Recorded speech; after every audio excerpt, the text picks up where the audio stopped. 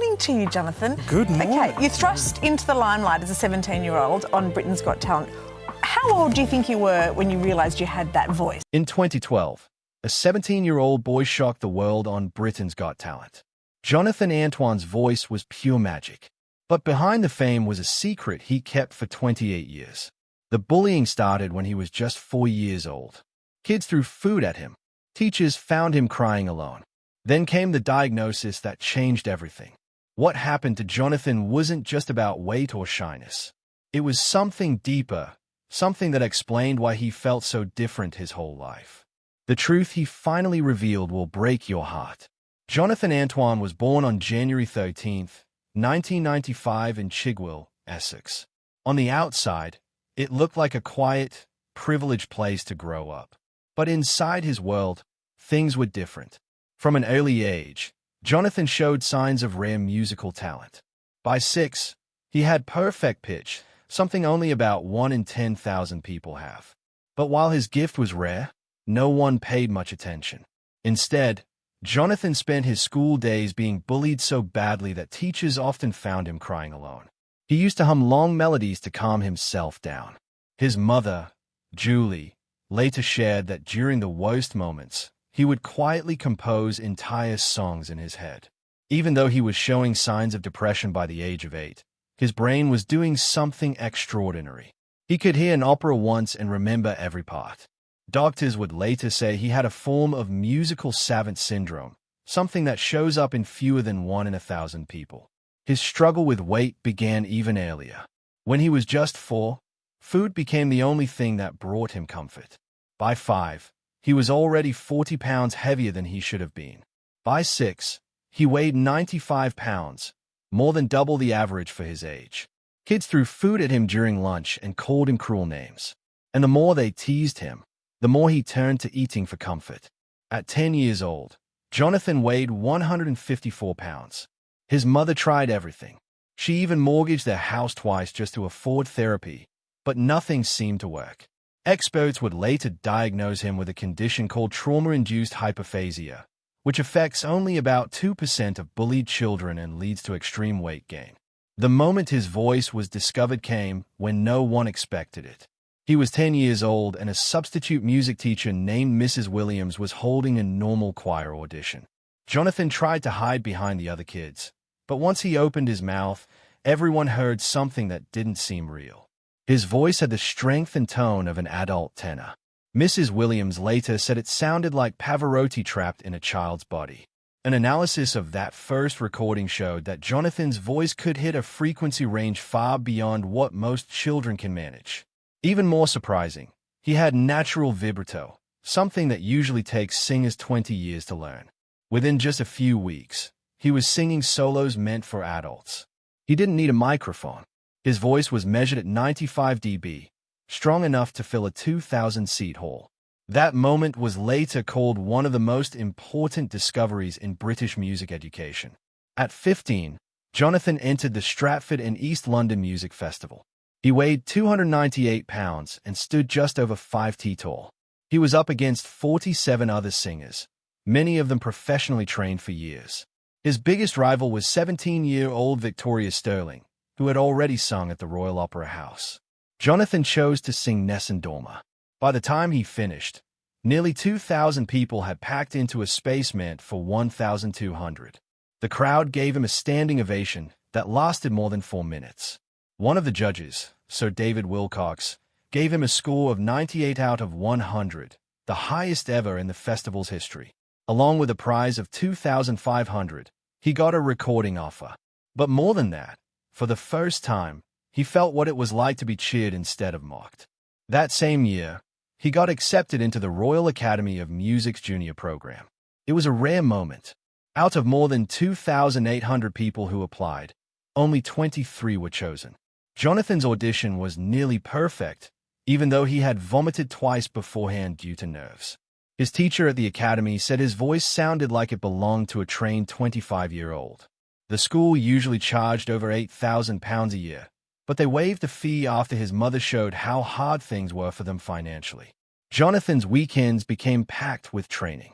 6 hours of singing technique, 4 hours of theory, and 2 hours of performance coaching. At first, the other students ignored him because of how he looked, but 3 months later, he was cast in the lead role of the Magic Flute, making him the youngest person ever to do so in the Academy's long history. In 2011, everything began to change when Jonathan's high school music teacher, Jenny Ewington, made a bold decision. She paired Jonathan, who was 17 and still weighed over 20 stone, with a 16-year-old named Charlotte Giaconelli. Charlotte had the confidence Jonathan lacked. She'd been performing since she was 8 and loved the spotlight. Jenny wasn't guessing. She picked Charlotte because she knew her strong stage presence could balance out Jonathan's powerful but shy voice. Their first duet was the prayer performed in front of just 15 students. But even in that small room, Jenny knew she had found something special. Jonathan and Charlotte were complete opposites. He practiced opera for hours each day, but avoided people. She had performed in over 30 musicals by age 16 and loved every second of being on stage. But when they sang together, their voices blended in a way that felt rare. Jonathan's tenor voice reached from C3 to C5. Charlotte's soprano voice went from C4 to C6. A music producer who heard their early recordings said it was the kind of vocal pairing that only happens once in a generation. But behind the scenes, things weren't always smooth. Charlotte had to push Jonathan constantly. He would sometimes have panic attacks before rehearsals and hide in the school bathroom. She would go find him, calm him down, and pull him back to the music room. To build confidence, they started performing at local events. Between February and April of 2012, they sang at 23 venues, churches, retirement homes, weddings, even pubs. Their first paid job was an Easter service at a local church where they earned £50 each. Then came a big moment at the Epping Forest Country Club where they performed for 200 people at a charity dinner. The standing ovation lasted 5 minutes and talent scouts immediately approached them. By April, they were earning £300 performance and 40 more venues were on a waiting list to book them. Their song list had grown to 15 pieces, but the prayer stayed at the heart of every performance. These small shows helped Jonathan prepare for what would come next. It was Charlotte who pushed for them to audition for Britain's Got Talent. She found out about the auditions in March 2012, but Jonathan refused at first. He didn't want to go on national TV and face people mocking him for how he looked. Charlotte didn't give up. For 3 weeks, she kept asking. She even said she'd audition alone if he didn't agree. With just 13 minutes left before the deadline, she submitted their application. The video was filmed in her bedroom. Jonathan barely showed on screen and looked terrified. When the producers called, they were only interested in Charlotte, but she said it was both or neither. The audition was scheduled for April 28th at the London Palladium. Jonathan had never even taken public transport alone, so Charlotte stayed at his house the night before to make sure he wouldn't back out. When Jonathan Antoine walked onto the stage of Britain's Got Talent in 2012, he had no idea his life was about to change forever. He was only 17. He wore a simple t-shirt, had messy hair, and looked nothing like the performers who usually impress the judges. But what happened next would stun millions. Before Jonathan even sang a note, Simon Cowell turned to fellow judge Carmen Electra and made a cool remark. He said, "Just when you thought it couldn't get any worse." That comment was caught on camera. It was brutal, and it was only based on how Jonathan looked. But Jonathan expected it. He later said, "I don't look like a standard performer. I just went out there in my normal clothes." That moment became one of the most unforgettable pre-performance clips in BGT history. Then came the song, The Prayer. It was a powerful duet made famous by Andrea Belli and Celine Dion. Jonathan didn't choose it himself. His music teacher, Jeanette Brown, had asked him and his singing partner, Charlotte Giaconelli, to perform it at her wedding. As soon as Jonathan began to sing, the entire room changed. Within seconds, the audience was on their feet. People were crying. Simon Cowell's jaw dropped. All 4 judges gave them a yes. It wasn't just a good performance. It was a breakthrough. What shocked everyone even more was Simon's reaction afterward. The same man who mocked Jonathan minutes before was now comparing him to Luciano Pavarotti. He said, "You're a future star." Experts backed him up. Jonathan's voice was already showing vocal maturity beyond his age. They said he had the range and control of someone twice as old. The performance quickly went viral. The audition video was uploaded on March 24, 2012. In just weeks, it had more than 2.6 million views. Soon, it became the most viewed TV audition in the world. International media picked it up. People began comparing Jonathan to Susan Boyle. Even religious leaders like Pastor Bosham were sharing the video and calling it a great story. Jonathan had gone from a bullied teenager to an international star overnight, but the journey was far from easy. Jonathan's past was filled with pain. At 280 pounds, he had been bullied for years. He once had a nervous breakdown at school and became a recluse. His mother, Tracy, said he would hide under a big jumper and never leave the house. So when he walked onto the BGT stage, it wasn't just a performance. It was a victory. The pressure didn't stop there. During the semifinals, Jonathan had to fight off anxiety just to stay calm. Charlotte was panicking, too. But Jonathan had learned breathing exercises to control his fear that he had to sit down before singing to steady himself. Their performance of Caruso won over the audience again. And by that point, even Simon Cowell admitted they were his favorite act in the entire show. Still, controversy struck again. Simon shocked everyone when he told Jonathan to ditch Charlotte and go solo. Jonathan didn't even hesitate. He refused. "We've come on here as a duo, and we're going to stay here as a duo," he said. That moment earned him even more respect. In the final, they were expected to win, but the results crushed their hopes. Ashley Butler and her dog Pudsey took the top prize with 39% of the public vote. Jonathan and Charlotte came second with 25.8%. It was a huge surprise. Their fans were heartbroken. Many felt it wasn't about talent anymore, but popularity. Simon Cowell didn't waste time. The day after the finale, he signed Jonathan and Charlotte to a record deal worth £11 million. Their debut album together was released that September and reached the top 10 in the UK albums chart. Simon timed the release carefully to line up with the X Factor's live shows. He knew they had to strike while the memory of their performance was still fresh. Jonathan was stunned. "I'm still pinching myself that we are actually making our own CD." He said the album featured the songs that had made them famous, including The Prayer and Caruso. It sold over 250,000 copies. Simon said their album would be stunning, and it was. A year later, they released a second album called Perhaps Love. It came out on October 14, 2013. Like their first, it reached number 5 on the UK chart. But something had changed. The album had more modern interpretations, not just classical songs. That shift revealed a deeper problem. Jonathan and Charlotte wanted different things. Jonathan was drawn to opera and serious classical music. Charlotte leaned toward musical theater and more modern styles. The differences grew too big to ignore. Jonathan had trained in classical music for years. He was even named Young Musician of the Year at a regional festival in 2010. Charlotte, on the other hand, had come from a theater background. Their second album worked, but behind the scenes they struggled. In early 2014, they announced they would go their separate ways. They both tried to stay positive. "We're thrilled to be going back into the recording studio," they said in their joint statement. But insiders revealed that the split came after months of arguments over song choices and musical direction. Touring had also taken a toll on Jonathan. His health was already fragile. He had always struggled with his weight and self-confidence. His mother said that before BGT, he wouldn't even go outside. After the show, the pressure of media interviews, concerts, and appearances pushed him to the edge. Jonathan started having anxiety attacks. For 2 years, Jonathan and Charlotte stayed a team. They sold over 250,000 albums. Their debut album together reached number 5 on the UK charts. But in February 2014, fans were stunned. A post appeared online. The duo was splitting. Behind the scenes, Sony had offered them something unheard of: solo contracts for both at the same time.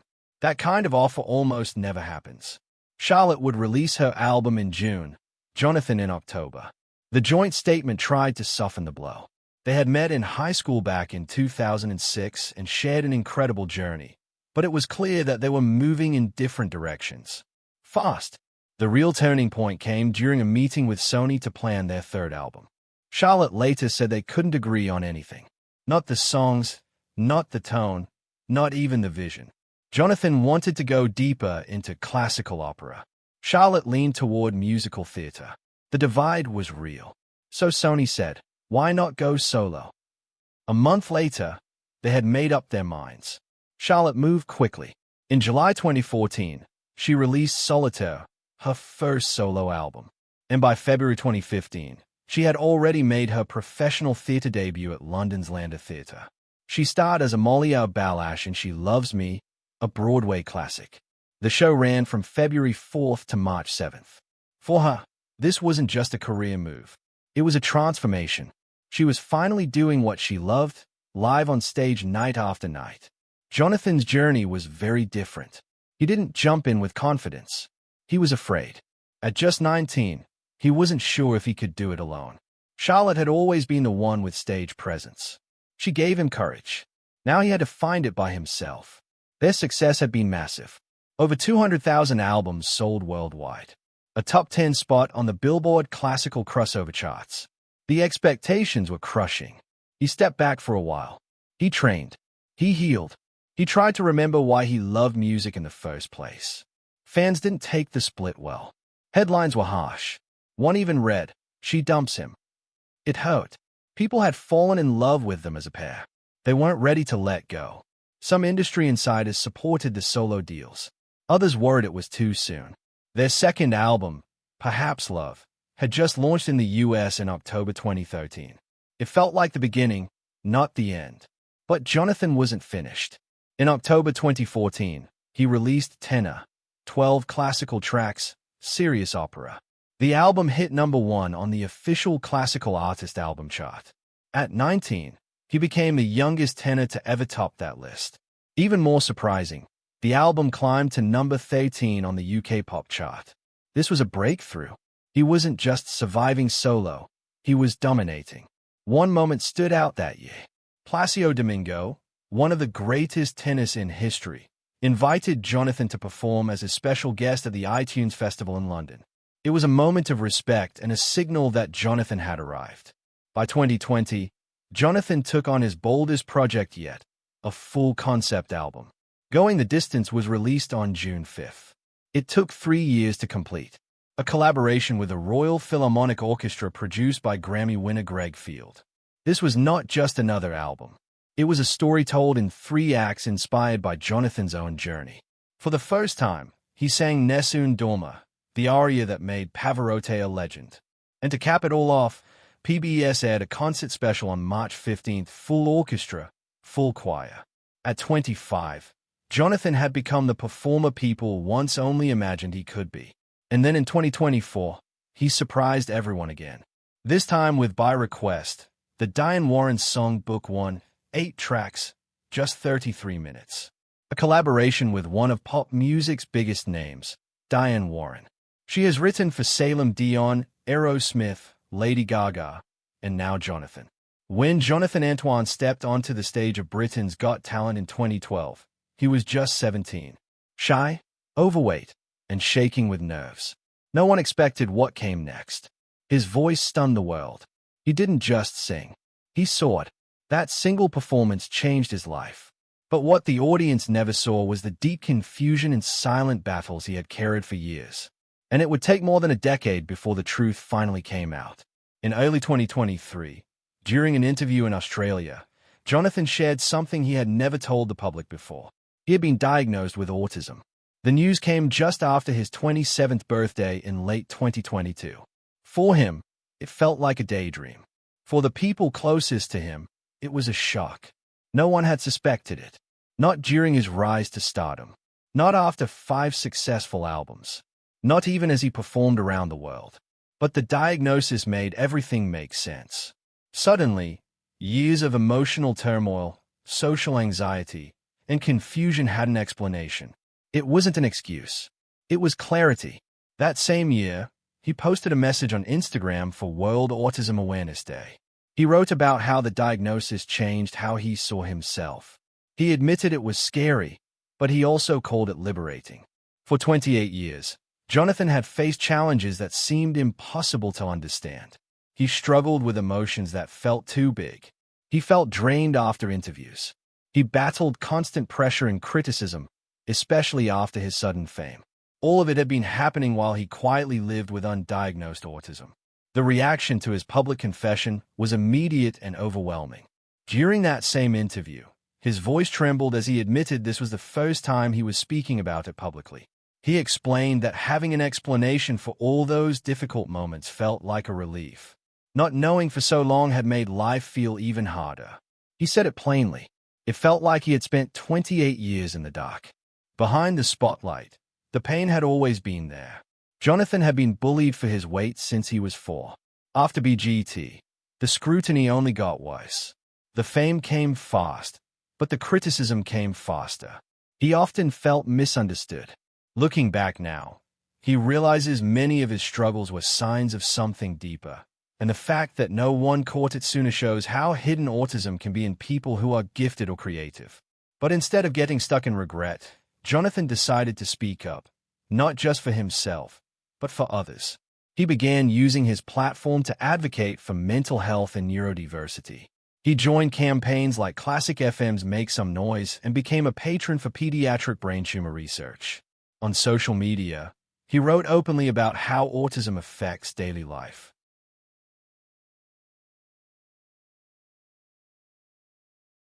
He didn't just post slogans, he explained what it felt like. He wanted to help others who might be struggling in silence, just like he had for 28 years.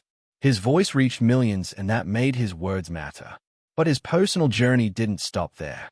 Around the same time he was coming to terms with autism, he was also changing his body. Jonathan had struggled with his weight his entire life. By the time he appeared on BGT, he weighed about 280 pounds. But in the years that followed, he made a huge shift. In 2013, he joined Weight Watchers and lost more than 50 pounds in just 4 months. Eventually, he lost 5 stone or 70 pounds, and he kept it off. The transformation was so drastic that fans sometimes didn't recognize him in photos. But it wasn't just about appearances. It was about feeling healthier and more in control. One big reason he had struggled with weight loss in the past was an undiagnosed thyroid condition. Once doctors found it, everything changed. He finally understood why losing weight had always been so difficult.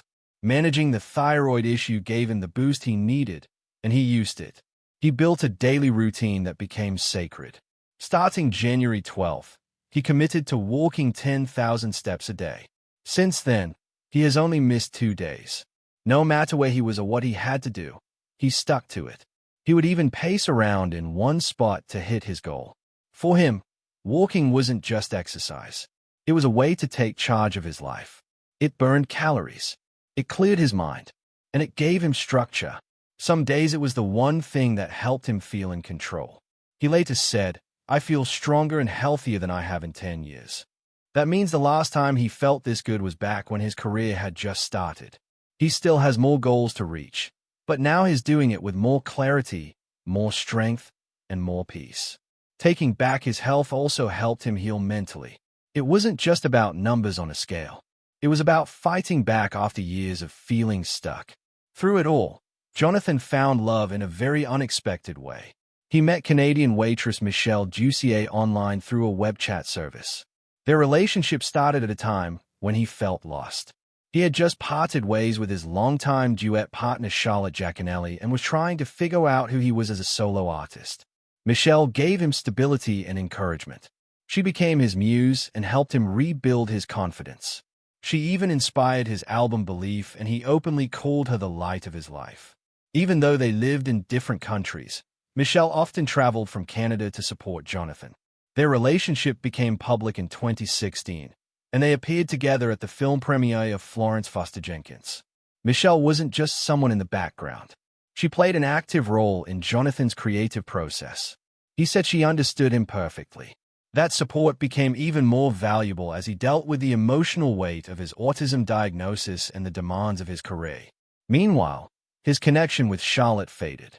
Fans often wondered if they still talked, but in a 2017 interview, Jonathan said they barely spoke anymore. He explained that when you're working non-stop, there isn't time for old friendships. Their split happened after meeting with Sony where they couldn't agree on songs for a third album. Eventually, the label suggested doing solo projects. It was an emotional decision, and it took them a month to decide. But when they did, there was no going back. Now, Jonathan is preparing to tell his full story on film. A documentary about his life is in the works with plans to begin production in 2023 or 2024. The project is led by David J. Baird and might be called Beyond the High Sea. It will explore the deep bullying Jonathan faced as a child and follow his journey from isolation to international acclaim. The film promises to reveal things the public has never seen, including footage from his early career and insights into his recent diagnosis. It could be the most complete portrait of Jonathan ever made. Even with all his personal challenges, Jonathan has built an impressive career. His net worth is now estimated at $4 million. His YouTube channel has over 64 million views. That alone has brought in about $190,000 in ad revenue. His music streams regularly attract more than 50,000 monthly listeners on Spotify. His solo albums Tenor and Believe both reached #1 on the UK classical charts. And through it all, he never abandoned his classical roots. He didn't trade his art for quick fame.